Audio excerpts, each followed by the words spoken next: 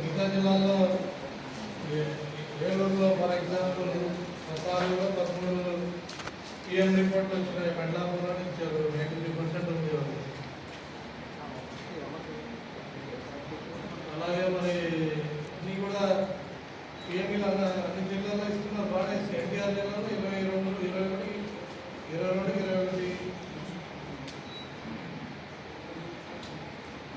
కోనసీమ 16 ఇస్తారు, 21. మనదేమో ఎక్సెప్షన్ కాదు కదా. అన్ని జిల్లాలో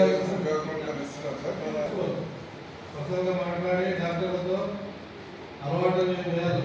జిల్లాలో ఇవ్వట్లేదు, అన్ని జిల్లాలో ఇవ్వకుండా అది వేరే కదా. విజయనగరం ఇస్తున్నారు, శ్రీకాకుళం ఇస్తున్నారు. ఎస్డిపిఓస్ కూడా మీ లెవెల్లో